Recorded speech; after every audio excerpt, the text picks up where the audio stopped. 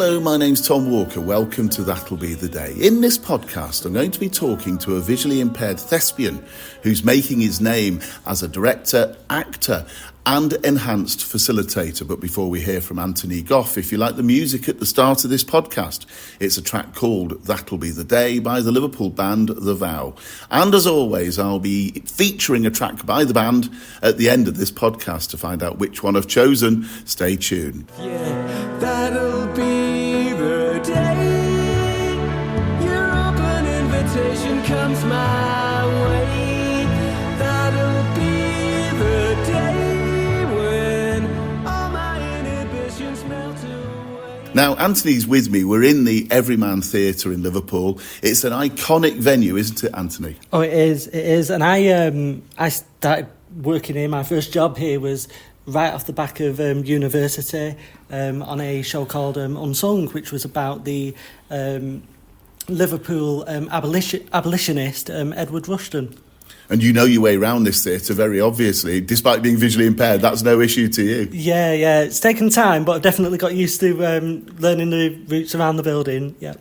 Now, I have to say that it's very good of you to come over from Manchester because we're recording on a day where the weather isn't exactly great. I hope the journey was okay. Yeah, we've been very careful travelling down here, and I've had to be careful with my feet not to slip over in the ice. And it is early January, so we're thinking about the new year and what's coming ahead. What's coming ahead for you, Anthony? So I've been working with Extant, doing on their post-enhanced programme, doing some post-enhanced facilitation. It's a programme I'll speak to you in more detail about that later on. But yeah, I've been working on that. I've also got a few commissions coming up and running a few workshops for youth groups and young people this year. And also hopefully continuing my work with Grey Eye Theatre Company as well. You're a freelancer, so you're always available for bookings? Yeah, I'm going to be available, probably more available this year. So yeah, definitely free for bookings, whether it's access consultancy, audio description consultancy, workshop facilitation, directing, and obviously my acting work as well. Let's go back to the beginning. How did you get involved in this crazy business?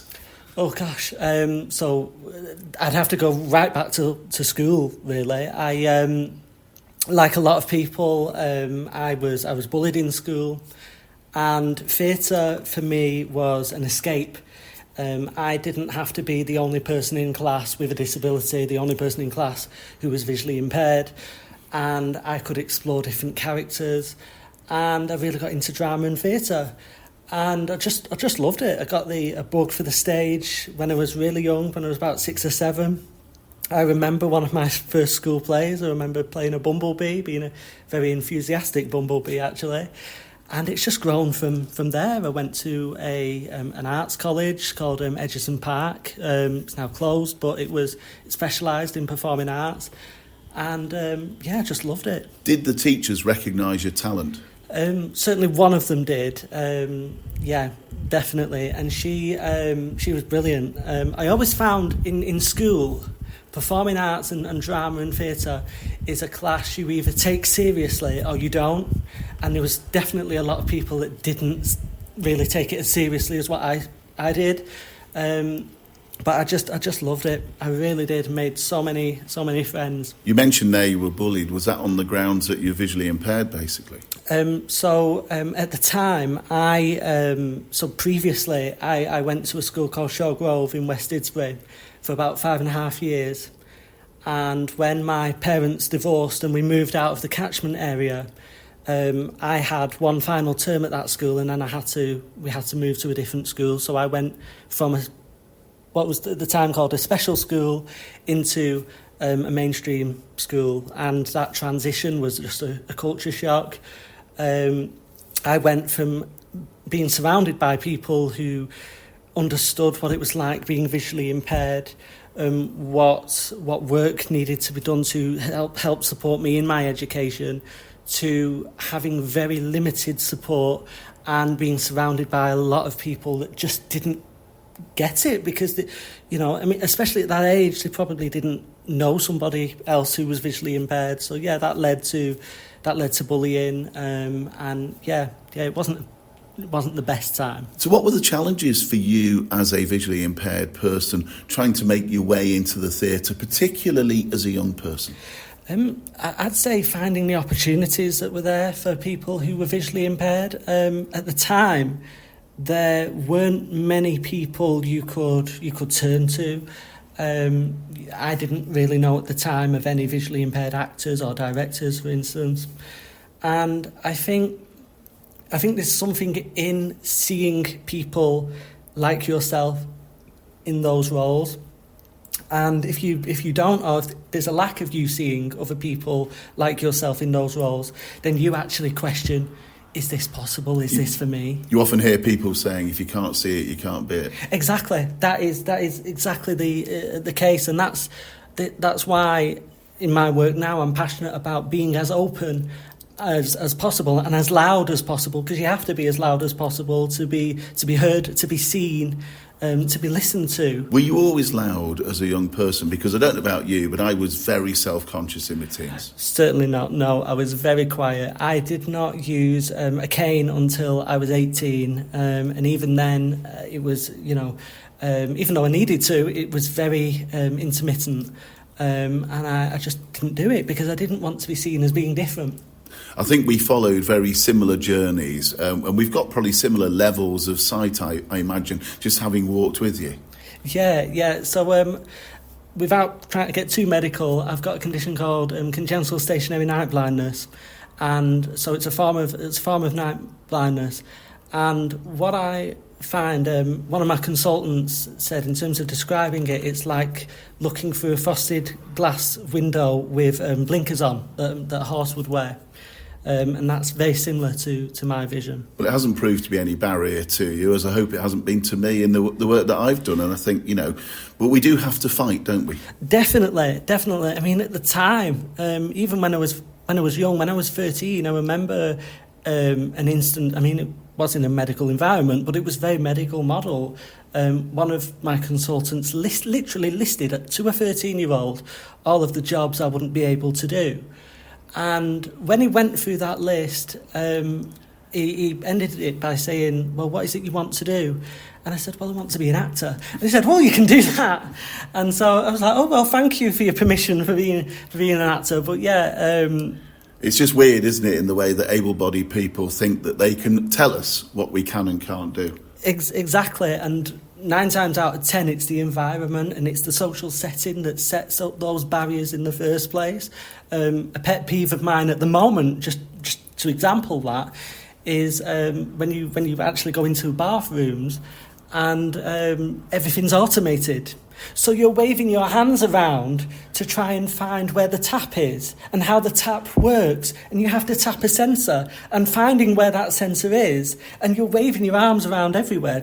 So yes, it's making things more modern. Yes, it's making things more, I suppose, almost space age, but it's certainly not accessible. I'm smiling, Anthony, because I'm thinking of Liverpool Central train station and the loos there, and I tell you, getting the taps to work is almost impossible. Yeah, I take anti-bat wipes with me now, just to be on the safe side. So you went on to university. What did you study and what was that like? So I went on to university. I studied performing arts at the University of Bolton. With some brilliant tutors, Dave and Nicola and Brid, and I got to work and shadow David Thacker whilst he was the artistic director of the Octagon. Yeah. And it was amazing. I met a very close friend of mine, Ali, there, who also just happened to be blind. And it was a bit like fate, actually, because, I mean, what were the chances of me going to the university that was attached to a theatre that in that year was working alongside a blind assistant director? It was just... What did you learn from Ali? I learned so much. She's so intelligent, really is. She's got an amazing brain.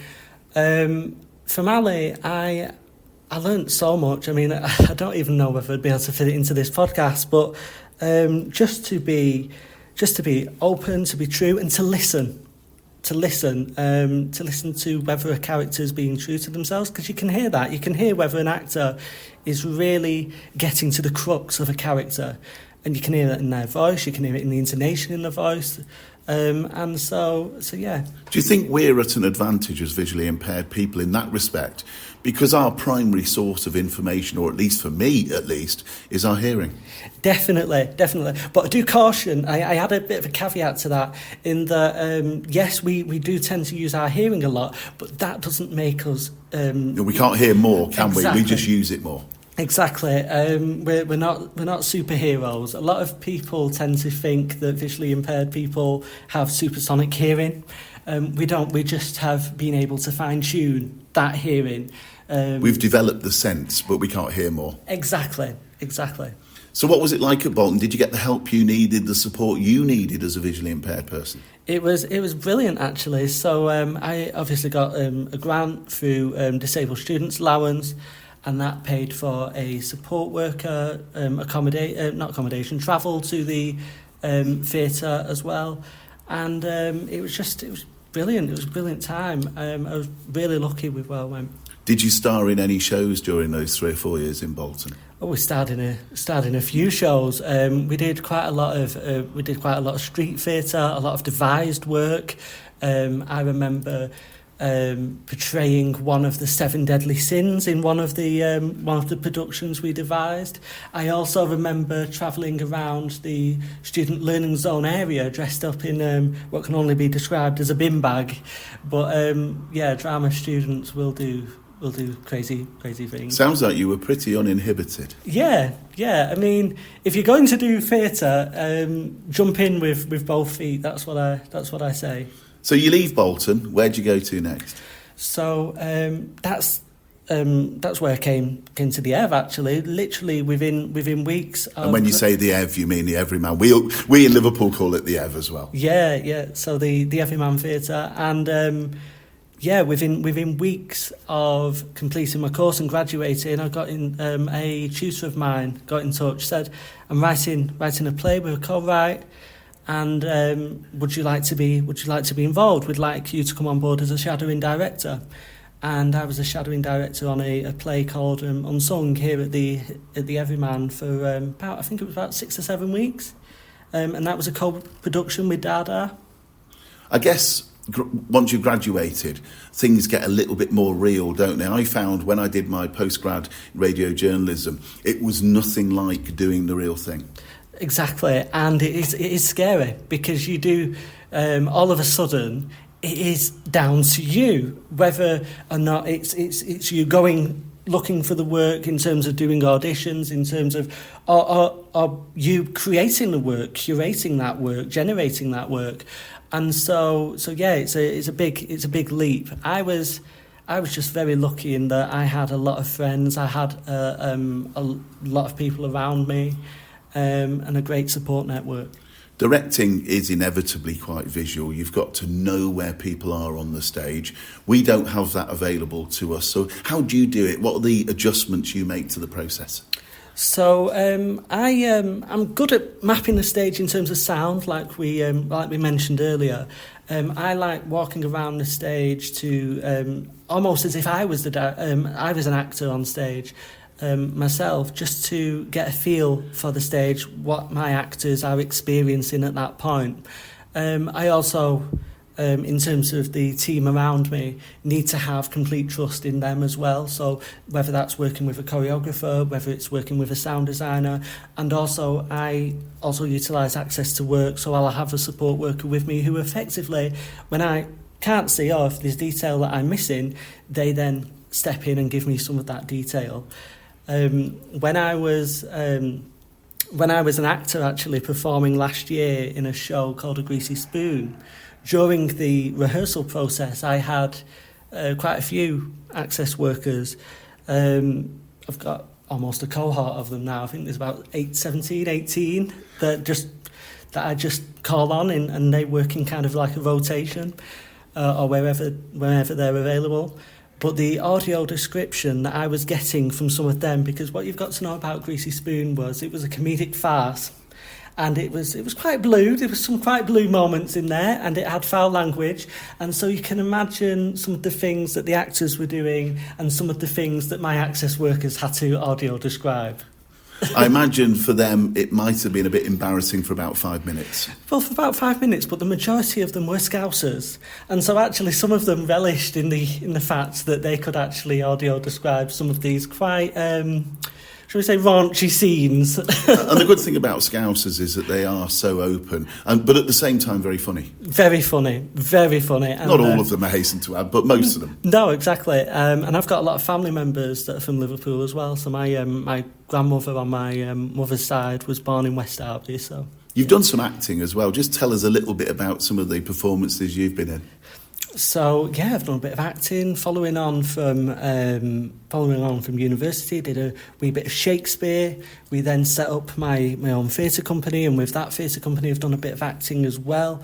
Again, in Shakespeare, we did a murder mystery that was brilliant. And again, I think how you think about theatre as a visually impaired person gives you a certain degree of, I suppose, enhanced creativity, in that you are thinking about theatre in a way that a lot of people aren't thinking about theatre.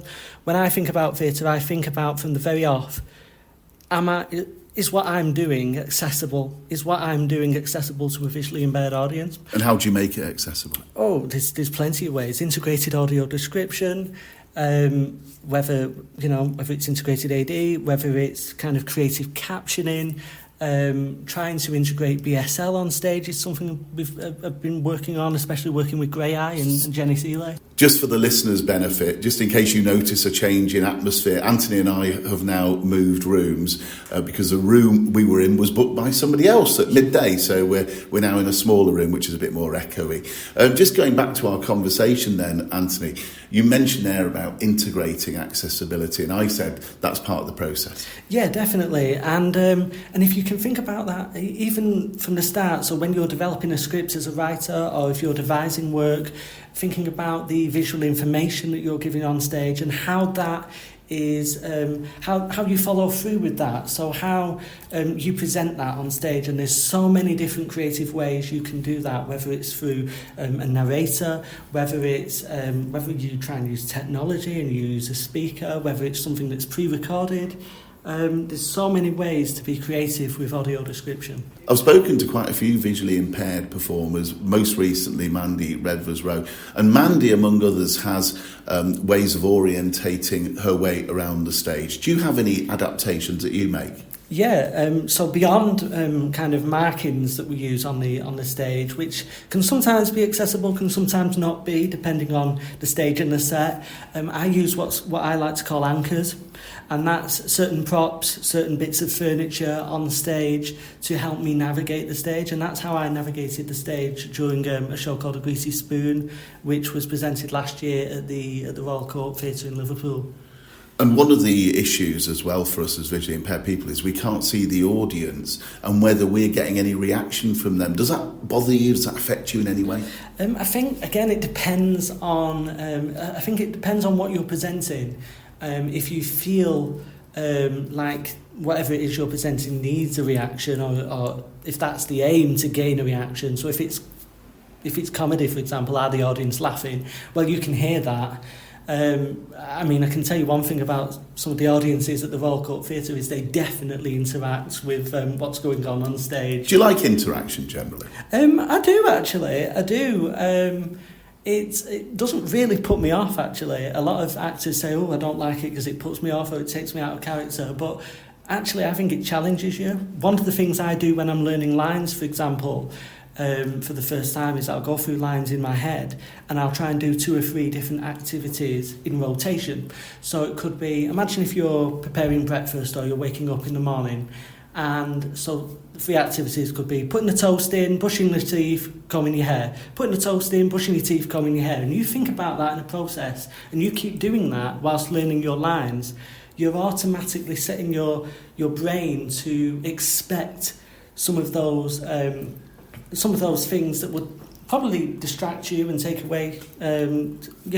away from what you're trying to present as an actor. You mentioned their learning of lines, and that to me would be an absolute nightmare because I've got a memory like a sieve. How do you go about learning your lines, and what format do you get them in? Is it accessible?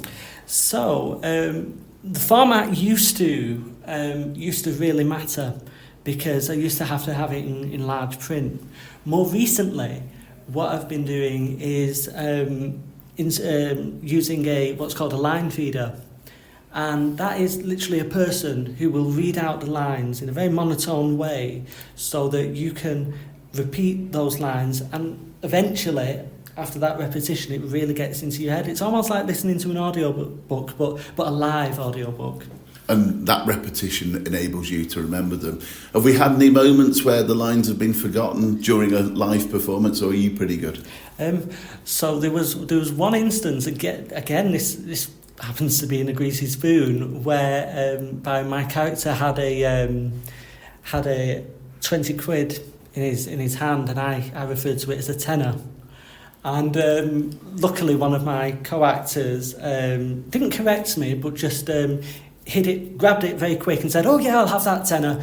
So you know, I think being part of a team, there's always going to be slip-ups on lines, even during a live performance. That's going to happen. And actually, that's what makes theatre great, because it means that every single performance is going to be different. I think it's good that your fellow actor there was supportive and covered up a minor error. That's the thing. Do you find that with actors, in fact, that they are really supportive overall? I think overall, yeah, actors are really, really supportive. I think when you're building up a team and you become a part of that kind of theatre family, in terms of a production, you get to trust one another. You get to know where someone might be a bit unsure, and you can then step in. You know where to provide that support. You've talked about acting and directing, but the other thing you mentioned in particular is the enhanced facilitation with Extant, which is a visually impaired theatre company, something I'm looking at as well. Just tell me about your work there. What does that involve? So Post Enhanced is a programme by Extant Theatre Company, and in essence it helps small and medium-sized touring theatre companies to enhance their work, to make it more accessible for a blind and partially sighted audience. And the way we do that is providing them with a set of programme notes and touch tour training for the theatre company to present at a live event prior to a show, to really set up a visually impaired audience for the production that they're about to experience. So it's all the background information, the costumes and the outfits and everything else? Exactly. Everything that you kind of get from, or a lot of the stuff that you will get from traditional standard audio description will be covered in those programme notes. Not everything, because we can't go into too much detail. That amount of information just wouldn't be retained. But it goes into quite a bit of detail about that and sets them up, like I said, for experiencing the show. Now, when you go to the theatre, what do you like? Do you like the theatre notes? Do you like the production notes? Or do you like full audio description? I quite like both. I do. I genuinely like both. What I do say is I think that both have to be done to a high standard. And you can tell when, if it's an audio described performance, for example, that you're going to see and you've got a headset on, you can tell if that person is experienced in that field and knows what they're doing and knows when to come in with the audio description. You can just tell. If it's done in a poor way, it really makes that experience not an enjoyable one. Timing is key, isn't it? It is, definitely. Timing's really key. But I also love integrated audio description, especially when, if you go to see a performance, for example, and you can't tell that there's any audio description there. It's a bit like radio, isn't it, when you listen to a play on the radio to an extent? Exactly. All of the visual information is given in that dialogue. And so if that can happen and that can be followed through seamlessly, then that creates for a great experience. I mean, I love it when sighted members of the audience receive audio description, or integrated audio description, I should say, and they don't realise that what they're getting is audio description. I guess the feeling is, for me, and I don't know if you agree with this, that if it's accessible for us, then it will be even better for everybody else. Of course, yeah. One of the lessons that I've learned over the past year, being the associate artist for the Northwest for a theatre company called Grey Eye, is that when you're integrating any form of access, that an audience, there's almost a cross-pollination of an audience that will benefit from that access provision. If that's programme notes, if it's an access table, if it's creative captioning. One of the things we found in Romeo and Juliet, for example, at Shakespeare North Playhouse, was that members of the general public were loving the creative captioning because it helped give them an idea of what was going on in Romeo and Juliet, which for a lot of people, Shakespeare can be quite a complex text. It can be quite difficult to follow and understand, and a lot of people were saying it was so easy to follow that it meant that I could just focus on the production, the acting, and the quality of the acting on stage. I've got a confession to make. I hated Shakespeare at school, so perhaps I might have benefited as well. And this will horrify you. 3 weeks before my English literature O-level, I asked the English teacher, "Sir, why didn't Shakespeare write in English?" Oh, gosh. I thought you'd find that funny. Oh, dear. I thought you'd find that funny. But, I mean, joking aside, that does sound like a real endorsement for what you're doing there. Yeah, and you know, one of the things as a director and an assistant director I love doing is staying behind after a show, in kind of stealth mode, and not being obvious, and listening to the conversations, and listening to what audiences are saying. Yeah. And I loved it because again with Romeo and Juliet, we definitely got straight to the point in terms of the plot to make it as accessible as possible for an audience. And so I remember one couple who was sat quite close to me, and the wife, I think, or the woman said, "Oh, it was quite short, really." And the husband went, "Oh, well, that was quite good. I thought that were brilliant. It was really..." And yeah, so it's really interesting how it's good to get the reaction, isn't it? It's great how we can make theatre accessible and how that affects and helps the wider audience. And I think that's something, even in the disability arts world, I think that's something we've got to really push, the benefits of accessible theatre to a much wider audience. Now, you're only 31, but you do have a wealth of experience to look back on already.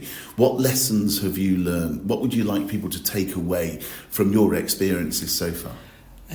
I would say value yourself, value your experience, your lived experience, build that into your work, have conversations with people, listen to people.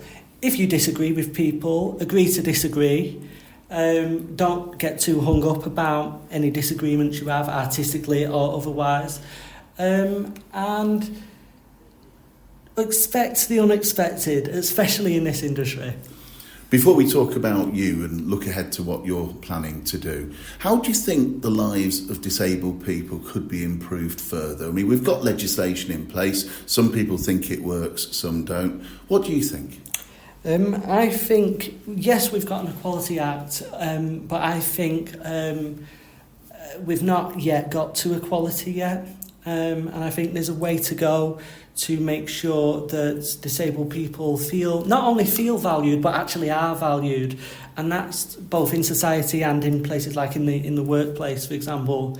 I've considered myself really privileged, actually, in the respect that I've been able to navigate my journey surrounded by people that have been really supportive, working with theatre companies like Dada, Extant, Grey Eye, that are extremely at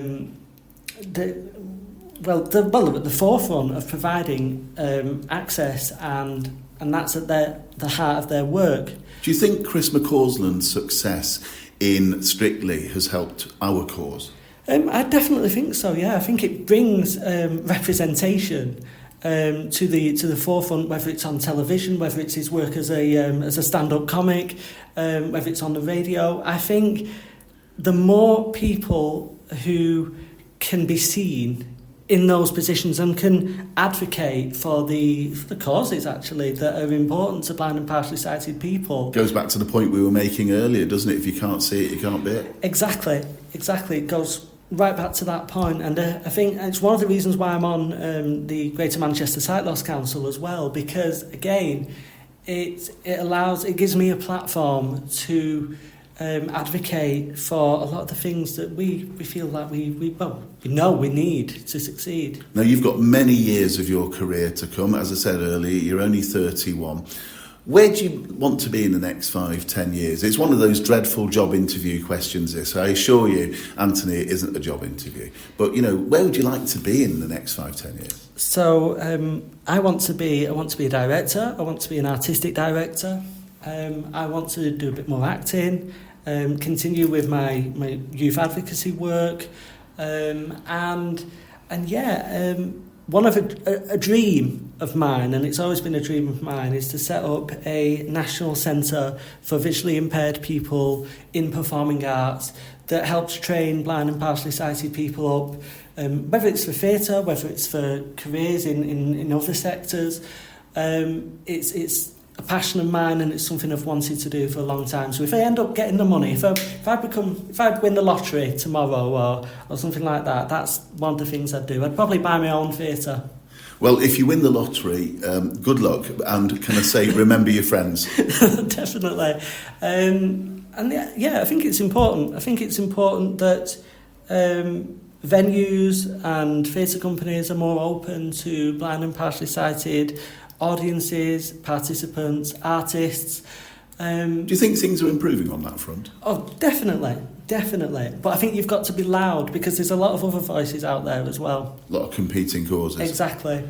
Well, Anthony, thank you very much for your time and for speaking so openly. Thank you. It's been awesome. So thanks then once again to Anthony for his time and for speaking so honestly and openly. And afterwards, Anthony and I met up with an old friend of ours, Elizabeth Roney, for a coffee. It was lovely to see Elizabeth as well. So you never know who you're going to run into when you're recording a podcast. Anyway, onto the music. Which Vow track have I chosen? Well, it's one of my favourites. In fact, they're all my favourites, really. This is Indie Nile.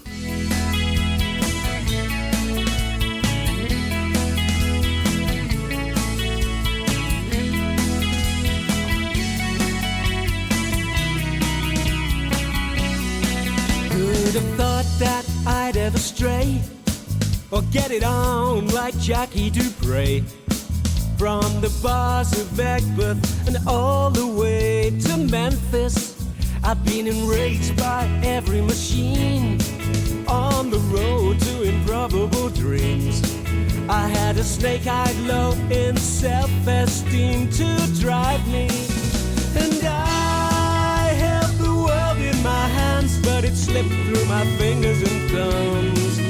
And I am a victim of fame, Mother Nature, you play a mean game. In denial, in denial, in denial. Just like the Smiths at the cemetery gates, Lordy, Lord, it's already too late to go and sell my soul to Satan at the crossroads. Every other troubled boy would want to break away and destroy and give a learned man a dissertation field day. And I had the world at my feet, but it rolled away down Nowhere Street. And I am a victim of fame, Lady Luck, you've undone me again. In denial, in denial, in denial.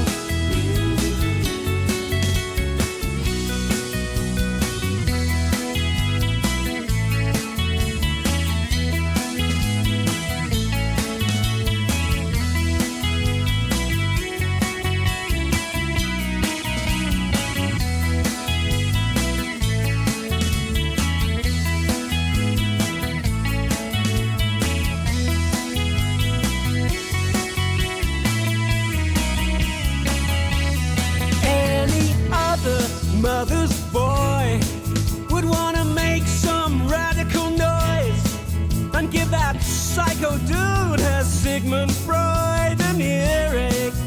And I held the world in my hands, but it slipped through my fingers and thumbs. Yes, I am a victim of fame. Mother Nature, you play her